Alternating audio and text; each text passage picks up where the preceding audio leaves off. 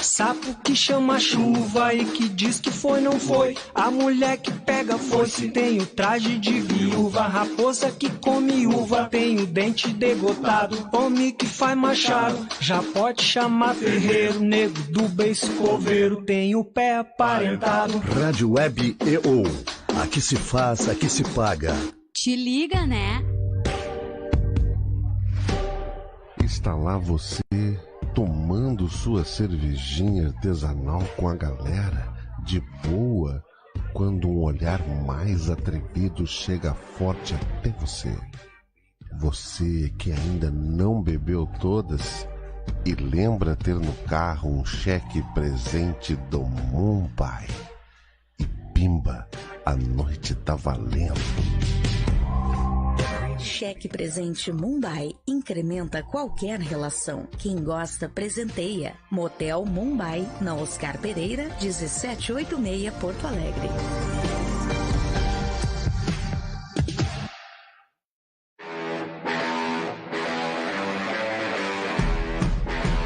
Desde 1956, para Ivupens, qualidade é norma obrigatória. Por isso, toda vez que você precisar de tubos pretos, galvanizados e plásticos à pronta entrega, em todas as bitolas, é recomendável conhecer propostas Ivupens, porque sua obra não pode parar. Ivupens, na Presidente Roosevelt, 865, Porto Alegre. Mãos à obra.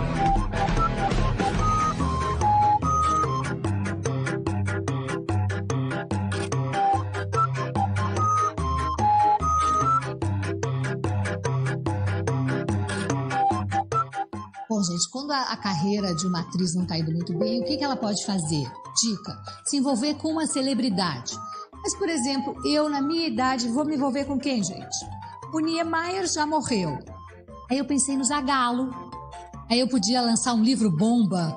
Na cama com o Zagallo, eu tive que engolir.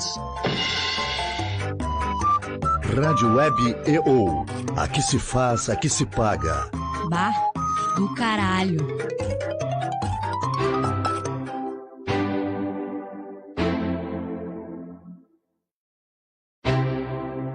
Se você pensa que cachaça é água, cachaça não é água não. Vem aí, nem mais nem menos, com o insuperável Marino Boeira.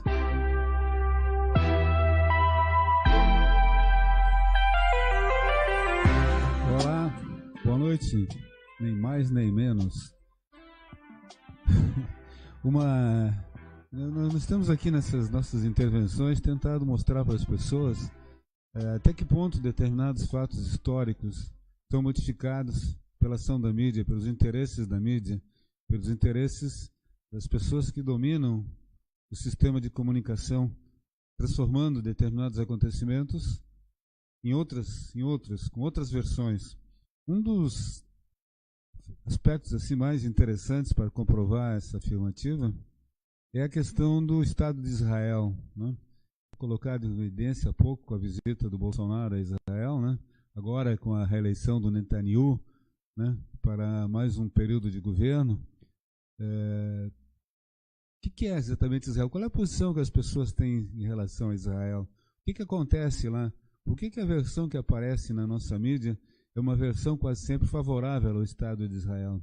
Então, essa semana, nos meios de comunicação, nos meios de comunicação que eu utilizo, eu tenho tentado mostrar que a história não é bem assim, né? Não foram exatamente esses fatos que ocorreram. E ponto de partida para a minha preocupação nesse sentido, e um texto que eu fiz a respeito disso no coletiva.net, começou com esse jogo de futebol aqui essa semana do Internacional com o Palestino de Santiago do Chile. Né? Então eu vou, para não me perder no meio da história, eu vou vou contar para vocês aqui o que eu escrevi a respeito do Estado de Israel, a respeito dos palestinos, tendo como mote, tendo como ponto de partida essa partida de futebol. Então, diz o meu texto, essa semana uma partida de futebol pela Copa Libertadores entre o Internacional e o Palestino do Chile trouxe à baila mais uma manifestação de intolerância racial de um grupo que se apresentou como uma sociedade sionista de Porto Alegre. O grupo, com cobertura dos veículos da RBS, sempre simpáticos ao sionismo, pretendeu impedir que o clube chileno jogasse com as suas camisetas tradicionais, onde nas camisetas existe uma pequena ilustração da Palestina anterior à divisão da região feita pela ONU em 1948. Desde a criação, em 14 de maio de 1948, portanto estamos próximos de mais um aniversário, do Estado de Israel, desde a criação em maio de 48 do Estado de Israel, até os dias de hoje, ainda se discute até que ponto a criação de um Estado judaico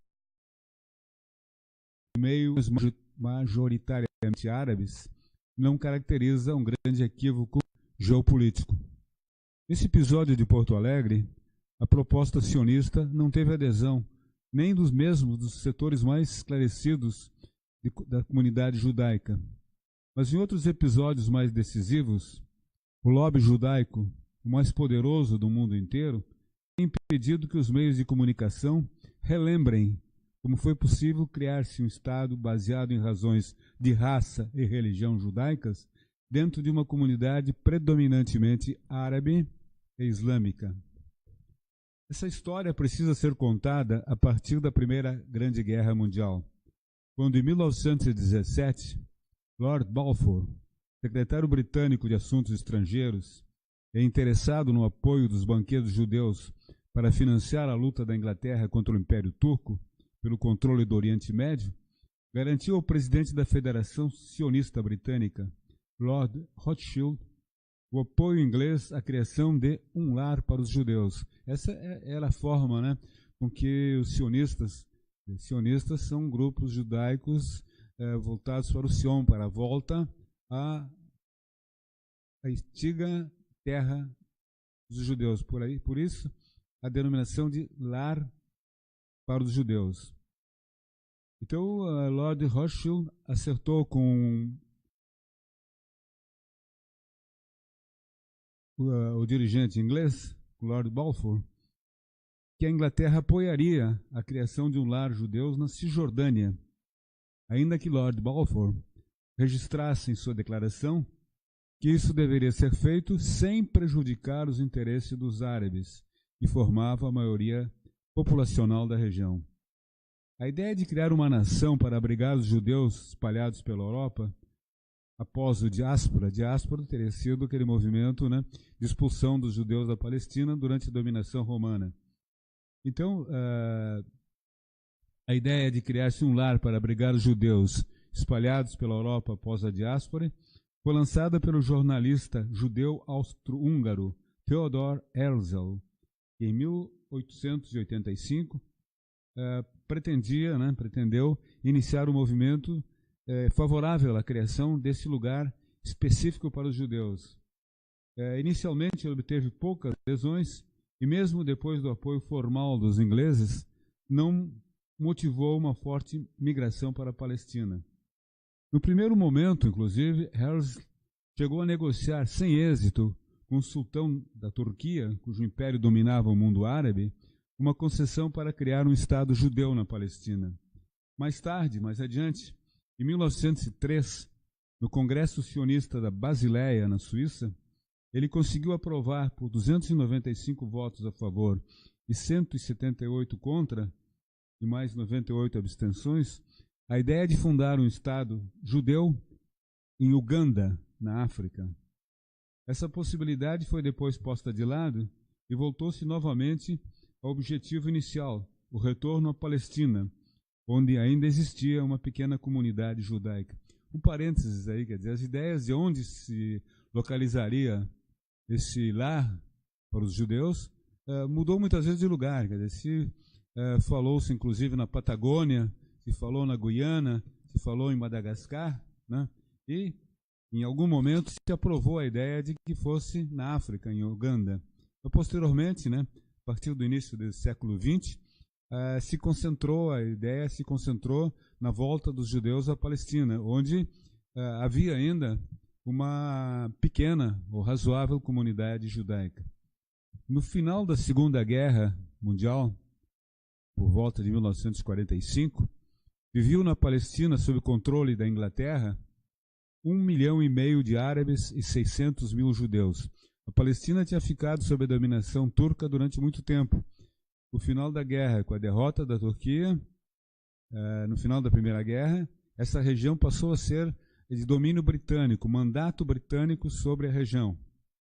No livro Breve História do Sionismo, tem uma edição em espanhol, não tem uma edição em português, uma edição em espanhol da Aliança Editorial. O professor de História Contemporânea da Universidade Autônoma de Barcelona, Juan Culla, conta, com riqueza de detalhes, como as grandes potências europeias agiram no Oriente Médio, transferindo em seus processos políticos e determinando o futuro, interferindo em seus processos políticos e determinando seu futuro. Em primeiro lugar, fundamentalmente, a Inglaterra, que, aproveitando a falência do Império Otomano, do Império Turco, que dominava a região até a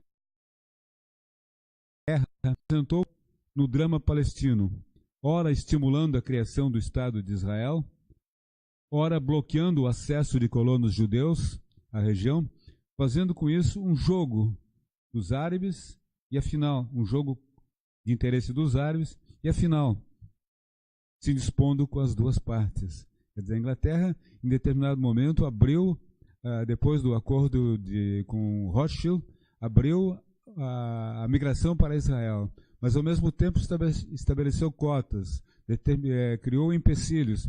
Por quê? Porque não queria se indispor também com a população árabe da região. Então a Inglaterra ficou durante muito tempo nesse jogo, né?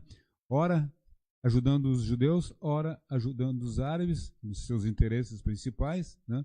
Acabando, como disse o texto, de se indispor com os dois lados.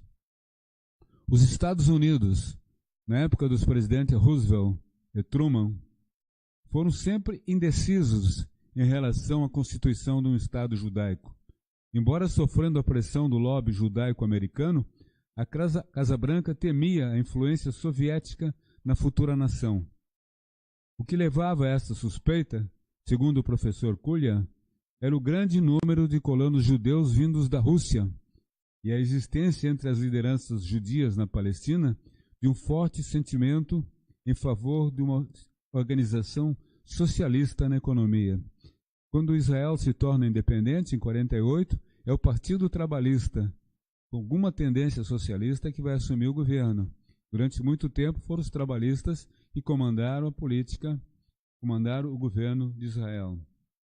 Em terceiro lugar, para justificar a ausência norte-americana no primeiro momento dessa questão, e talvez o mais decisivo de todos os motivos na visão do autor, foi a ação da União Soviética, que, temendo uma expansão do poder inglês na região, apoiou fortemente a criação do Estado de Israel, primeiro através do chanceler Gromyko na ONU, e depois, quando Israel já tinha sido criada, sustentando a guerra contra os árabes. Isso é uma coisa também que precisa ser entendida. Quer dizer, esses países periféricos, né, fora da Europa Central, fora dos Estados Unidos, serviram sempre de palco para o jogo das grandes potências.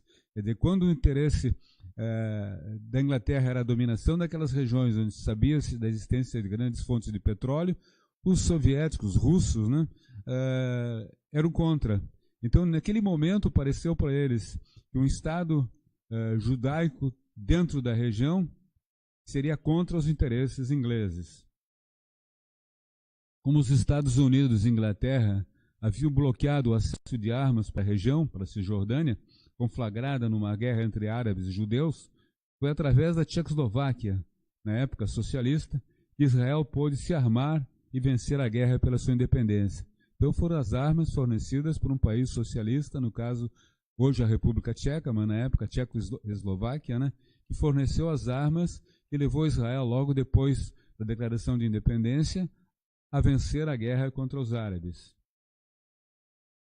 O Holocausto, provocado pelos nazistas durante a Segunda Guerra, criou as condições emocionais para garantir o apoio de uma maioria de nações europeias e americanas para a criação de Israel, que, segundo decisão da ONU, deveria ficar como uma parte da Palestina, reservando-se o restante para a criação de um futuro Estado palestino árabe, o que realmente nunca aconteceu.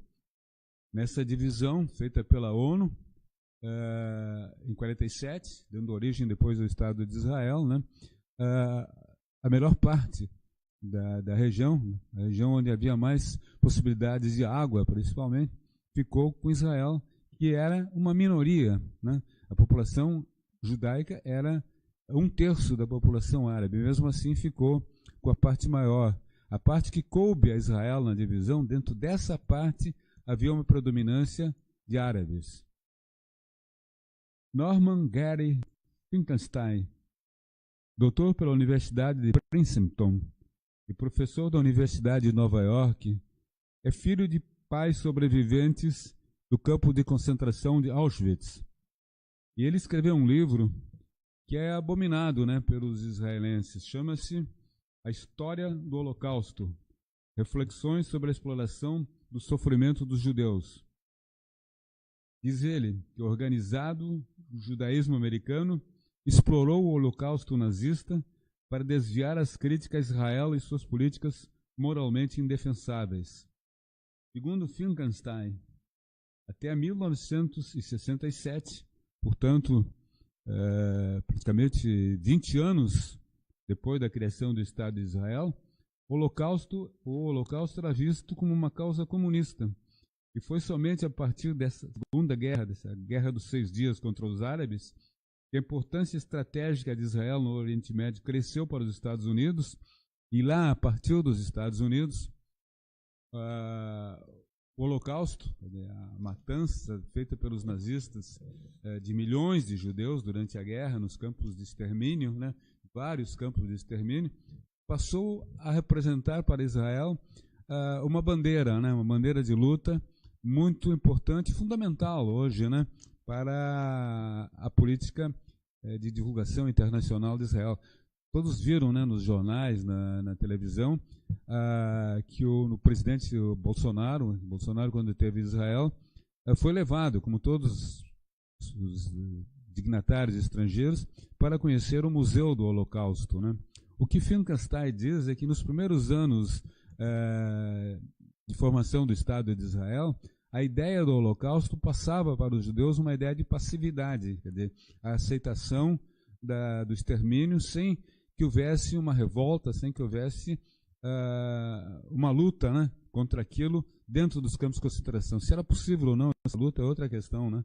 Mas o que se coloca é que não houve uma revolta, né? Não houve um movimento de afirmação contra a barbárie nazista, né?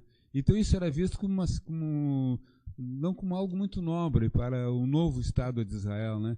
Que havia se conquistado a sua independência numa luta, depois, vamos dizer, da divisão que a ONU fez da Palestina. O período posterior foi um período de lutas, onde Israel conseguiu, com as armas fornecidas pela República Tcheca, mas de alguma maneira conseguiu se impor a um grupo de estados árabes. Quer dizer, foi uma luta, evidentemente, com contornos heróicos, né?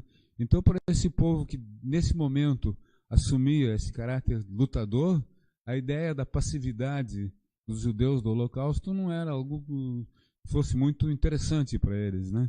Então, essa ideia, vamos dizer, do Holocausto, da perseguição sistemática aos judeus, etc., passou a ser uma bandeira de luta, no dizer de Finkelstein, a partir da guerra contra os árabes, da Segunda Guerra, a Guerra dos 6 Dias. Diz ele, a indústria do Holocausto só se difundiu no mundo depois da dominação militar esmagadora de Israel no Oriente Médio e de um florescente triunfalismo entre os israelenses.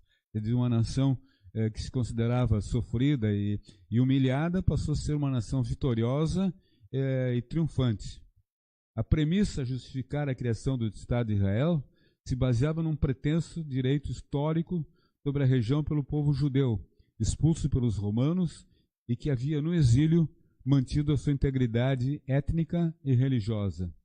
A tese nunca foi comprovada e mesmo um historiador judeu como Shlomo Sand, ainda hoje professor de História na Universidade de Tel Aviv, em seu livro A Invenção do Povo Judeu, admite que, unidos por uma religião dominante, os judeus da diáspora, aqueles que saíram, depois foram expulsos pelos romanos, foram se mesclando com diversos povos da Europa Central e mesmo do norte da África, o que é comum em todas as etnias, quer dizer, etnia judaica dominante porque era a mais culta, a mais desenvolvida. Sand argumenta que assim como os cristãos mais contemporâneos e os muçulmanos são descendentes de pessoas convertidas e não dos primeiros cristãos e muçulmanos, o judaísmo era originalmente, assim como seus dois primos, cristãos e muçulmanos, um proselitismo religioso, quer dizer, não era um povo, era uma religião. De acordo ainda com o escritor, os judeus que viviam em Israel continuaram lá depois da diáspora, ao contrário da crença popular, não foram exilados pelos romanos e puderam permanecer na Palestina. Muitos judeus convertidos ao Islã, após a conquista da região pelos árabes, se tornaram os ancestrais dos árabes e palestinos atuais.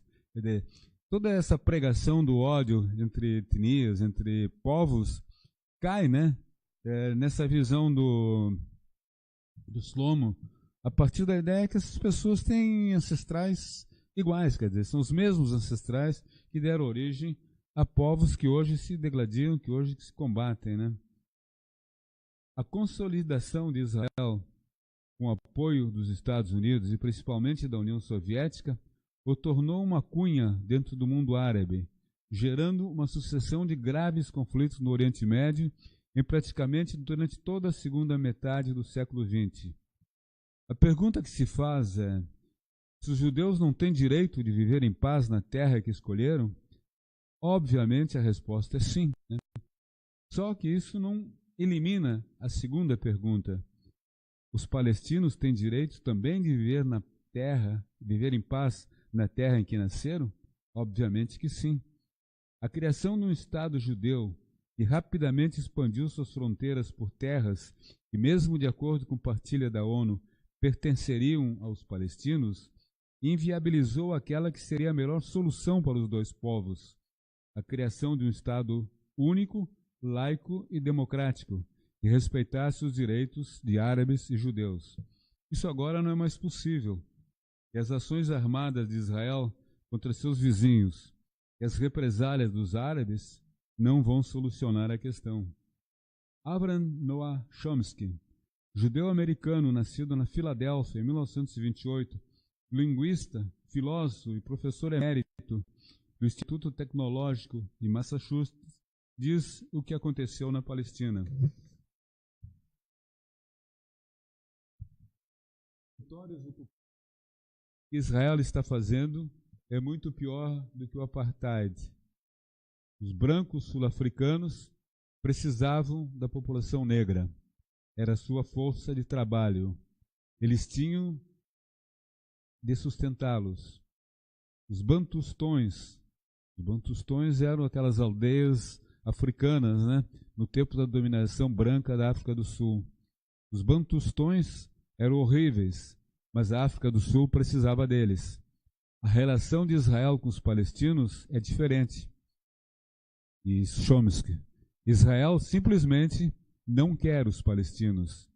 Israel os quer fora de sua terra, ou pelo menos na prisão.